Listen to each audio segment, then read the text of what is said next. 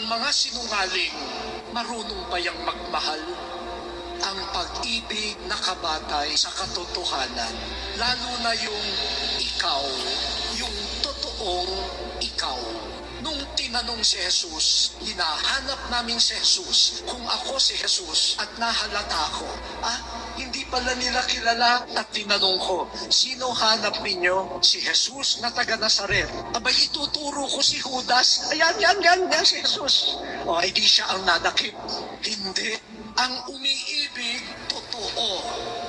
Nakakalungkot po sa social media kung ano-anong pangalan ang ginagamit. Kung ikaw ay totoo, gamitin mo ang pangalan mo. Huwag kang magtatago sa kung ano-ano ang nagmamahal, totoo.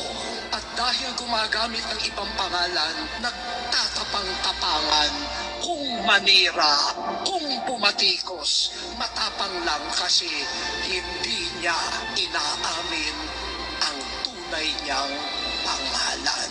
Ang daming duwag sa mundong ito at dahil duwag, hindi marunong magmahal ng may katotohanan. Ako po ay nakadiskubre na meron akong 4 na Facebook accounts na ginagamit ang pangalan ko.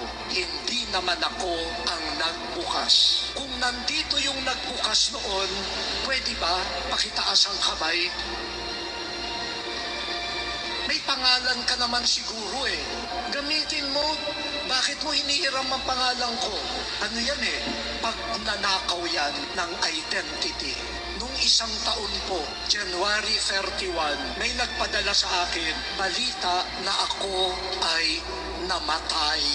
Ako raw ay namatay sa Cardinal Santos Hospital. Napapaligiran ng aking mga magulang at mahal sa buhay. At mapayapa ko raw hinarap ang huling sandali. At ang akin daw kapatid ay nagbigay ng interview.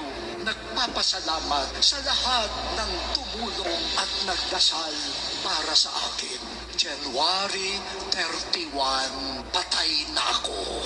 February 2, may misa ako para sa mga religious sa San Carlos Seminary. Pagdating ko, tinanong ko ako nung isa nating kasamang pare, Eminence, kayo ho ba'y multo?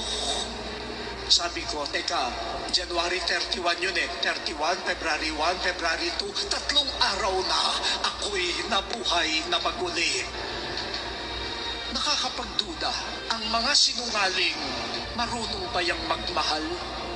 Si Jesus na nagmahal, totoo. At kahit para sa kanyang kapakanan, pwede siyang lumusot? Hindi. Bakit? Sabi niya sa mga dadakip sa kanya, sinabi ko sa inyo, ako si Jesus. Kung ako ang hinahanap ninyo, hayaan ninyong umalis ang mga alagad ko. Hindi niya ipapahamak ang iba. Tayo baliktad, mapahamak ka na. Basta ligtas ako. Mga kabataan, wag na wag ninyong gagawin yan kasi kapag nasanay kayo na ipahamak ang iba para lamang maisalba ang sarili, kasasanayan ninyo yan pag kayo'y may asawa na, baka ang ipahamak ninyo yung asawa ninyo, ipahamak ninyo ang anak ninyo, ipahamak ninyo ang iba para iligtas ang sarili. Hindi maganda. Ang tunay na nagmamahal, puprotektahan ang iba. Hindi ipapain ang iba para lamang siya ang maligtas. Mga kabataan, simulan ngayon ang pagiging marangal na tao. Hindi nagpapahamak ng iba. Kung ikaw ang may sala, harapin mo. Huwag kang magtuturo na mapapahamak dahil sa iyong pagkatakot at kasinungalingan. Palusot, alibay, mapahamak na ang iba. Basta ako masaya. Ha, ha, ha. Hindi masaya yon. Yun ay tawa ng Diablo.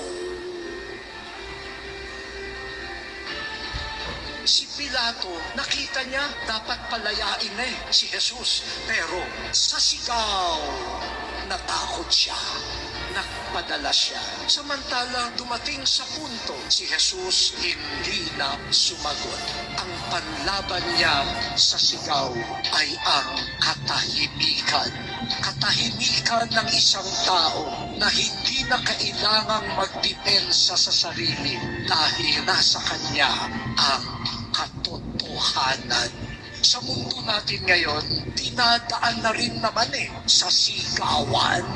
Unahan lang sa paninindak, patayin sa sindak si Barbara. At ngayon, kahit hindi pelikula, ganyan ang estratehiya. Patayin sa sindak, manindak ka, at mamamatay sila.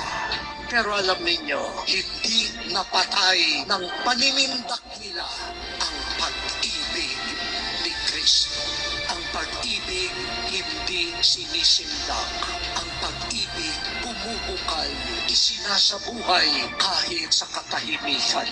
Mga minamahal na kaibigan, mangako kayo ngayong Biyernes Santo, hindi kayo maninindak, hindi kayo magiging marahas, hindi kayo magiging uli sa inyong mga kaibigan at kahit kanino pa.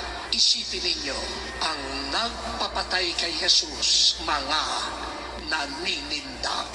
Ang ating manliligtas, tahimik dahil ang katotohanan ang mananaig. Tingnan ninyo si Jesus. Matuto tayo sa Kanya papaano tunay na magmahal. Napakasarap palang maging isang Katoliko. Yan po ang isang katotohanan.